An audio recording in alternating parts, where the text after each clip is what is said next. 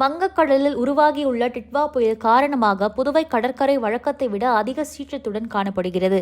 இதனால் புதுவையின் கடற்கரை சாலை நேற்று இரவு முதல் முழுமையாக மூடப்பட்டு சுற்றுலா பயணிகள் மற்றும் பொதுமக்களுக்கு அனுமதி மறுக்கப்பட்டுள்ளது. கடற்கரை சாலைக்குள் செல்ல 15க்கும் மேற்பட்ட வழித்தடங்களில் காவல்துறையினர் பேரிகார்டுகள் அமைத்து கண்காணிப்பில் ஈடுபட்டுள்ளனர். இன்று காலை நடைபயிற்சிக்கு வந்த பலரும் உள்ளே செல்ல முடியாமல் ஏமாற்றத்துடன் திரும்பினர். ஆனால் கடற்கரை சாலையில் போதுமான காவல்துறையினர் பணியில் இல்லாததால் ஒரு சில சுற்றுலா பயணிகள் மற்றும் பொதுமக்கள் ஆபத்தை உணராமல் காவல்துறையினரின் தடுப்புகளையும் மீறி கடற்கரை சாலை உள்ளே சென்று கடலில் இறங்கி செல்ஃபி எடுத்து வருகின்றனர்.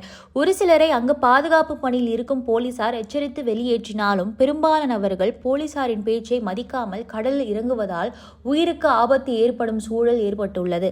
எனவே புயல் மற்றும் கனமழை எச்சரிக்கை விடுக்கப்பட்டுள்ள நிலையில் புதுச்சேரி கடற்கரை சாலையில் கூடுதல் போலீசாரை பாதுகாப்பு பணியில் ஈடுபடுத்த வேண்டும் என சமூக ஆர்வலர் கோரிக்கை வைத்துள்ளனர்.